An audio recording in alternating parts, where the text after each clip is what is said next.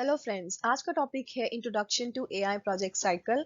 इसके अंदर हम ब्रीफली जानेंगे कि किस तरह से हम अपने एआई प्रोजेक्ट्स को प्रिपेयर कर सकते हैं with the help of 5 different stages. So let us start with this.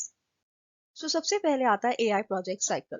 तो एआई प्रोजेक्ट्स को प्रिपेयर करने के लिए हमें 5 डिफरेंट फेजेस से होकर गुजरना पड़ता है, जहाँ पे हम सबसे पहले फेज के अंदर डिफाइन करते हैं कि हमारे गोल्स या ऑब्जेक्टिव्स क्या हैं। और वहाँ से हमारी जर्नी स्टार्ट होती है और करते करते एंड स्टेज जो है हमारी इवैल्यूएशन की स्टेज, वहाँ पर हम पहुँचते हैं। और इवैल्यूएट करने के बाद हम किसी अपने एआई प्रोजेक्ट को फिर डिप्लॉय करते हैं। तो ये सारा ही जो काम है आपका, इसमें कहाँ पर किस फेज में क्या करना है, ये पूरा आपका एआई प्रोजेक्ट साइकिल के अंडर आता है, ताकि हम अपने गोल्स को अचीव कर पाए और टाइमली और करेक्टली अपने प्रोजेक्ट को डिजाइन कर पाए। So let us check all these phases one by one. तो ये आपके वो 5 स्टेजेस है जिसकी मैं बात कर रही थी। तो लेट अस स्टार्ट। सबसे पहले आपके पास आता है प्रॉब्लम स्कोपिंग, उसके बाद आता है data acquisition, then it comes data exploration, then modelling, and final is evaluation and deployment. So let us discuss them. So first stage is your problem scoping. Problem scoping का मतलब है जब हम अपने एम और स्कोप को define कर रहे हैं किसी भी प्रोजेक्ट के। यानी कि आप अपने ऑब्जेक्टिव्स को डिफाइन कर रहे हैं, आप बता रहे हैं कि आपने क्या बनाना है, बेसिकली क्या आप एआई प्रोजेक्ट बना रहे हैं। तो इसके लिए हमें कुछ पॉइंट्स को चेक करना पड़ेगा इनिशियली। पहला तो ऑब्जेक्टिव बड़ा क्लियरली होना चाहिए आपका डिफाइन कि आप बना क्या रहे हैं, उसमें किसी भी तरह की कोई भी आपकी अनक्लैरिटी नहीं होनी चाहिए। सेकंड है एक्सपेक्टेड आउटकम। पहले ही आपको पता होना चाहिए कि आपके आउटकम्स क्या होंगे। देखिए, जब हम किसी प्रोजेक्ट को बनाते हैं तो हमें पहले ही पता होना चाहिए कि क्या बनकर आएगा, ताकि ये ना हो बनाने कुछ चले थे बन कुछ गया। थर्ड है आपका एक्सपेक्टेशंस। आपके क्लाइंट की क्या एक्सपेक्टेशन है आपसे, आपको ये पता होना चाहिए, क्योंकि वो अपना इन्वेस्टमेंट कर रहा है आपके ऊपर, मनी दे रहा है, टाइम लगा रहा है। तो आपको ये समझना चाहिए कि आप किसके लिए क्या प्रोजेक्ट बना रहे हैं और वो आपसे क्या एक्सपेक्ट करते हैं। फोर्थ है स्टेप्स टू बी फॉलोड। क्या आपके उस स्टेप्स फॉलो करने हैं उस प्रोजेक्ट को बनाते समय, वो पहले ही आपको इनिशियल स्टेज में ही पूरा का पूरा डिफाइन करना पड़ेगा। Final is success matrix. आपको पता होना चाहिए जो आप इन स्टेप्स को फॉलो करके बना रहे हैं, उससे आपको कितनी सक्सेस रेशियो आपको मिल सकती है। तो ये सारी ही बातें आपकी प्रॉब्लम स्कोपिंग के अंदर आती हैं, और आपको पहले ही पॉइंट पे क्लियर होना चाहिए कि आप जो बनाने जा रहे हैं वो बिल्कुल सही बनेगा, एक्यूरेट बनेगा और टाइमली बनेगा। Second phase is data acquisition. तो जब हम डेटा एक्विजिशन की बात कर रहे हैं, हमने जब कोई प्रोजेक्ट बनाना है तो उसके रिलेटेड हमें डेटा को भी इकट्ठा करना पड़ेगा। So here we are collecting the data. और जब हम डेटा को कलेक्ट करते हैं तो हमें ये बात का बिल्कुल ध्यान रखना चाहिए कि जो हमने पैरामीटर्स या स्कोप हमने previous, that is problem scoping के अंदर डिफाइन किए थे, उसी से रिलेटेड हमने डेटा को इकट्ठा करना है। ये ना हो कि बनाना हम कुछ चाहते हैं और डेटा हम किसी और चीज का ही इकट्ठा कर रहे हैं। So that should be very very important.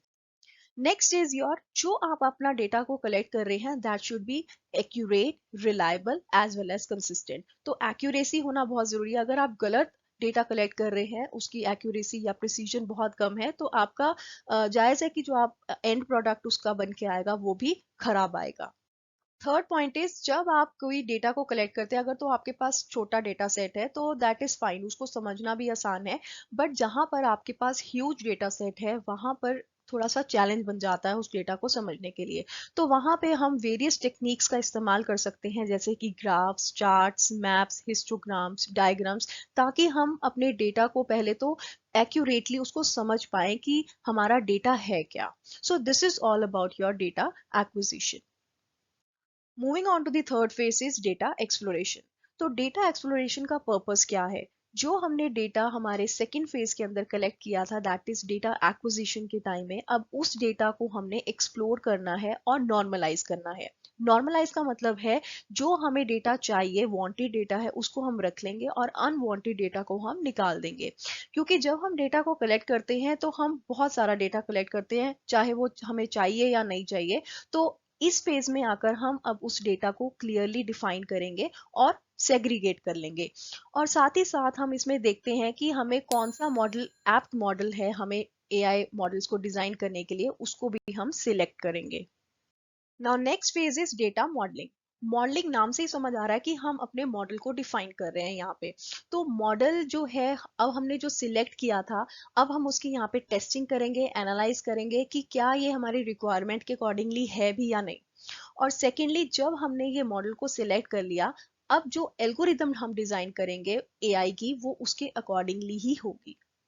Second जो बात इसके अंदर आती है, दैट इज जो हमारा डेटा हम यहाँ पे बात कर रहे हैं, तो वो दो तरह का है, दैट इज ट्रेनिंग डेटा और second is testing data. Training data set वो डेटा सेट होता है जिसकी हेल्प से हम अपने एआई सिस्टम को ट्रेन करते हैं, और टेस्टिंग डेटा सेट वो सेट है जिसकी हेल्प से हम टेस्टिंग करते हैं, ताकि हम चेक कर सकें जो हमने मॉडल डिजाइन किया है वो हमारा करेक्ट भी है या नहीं।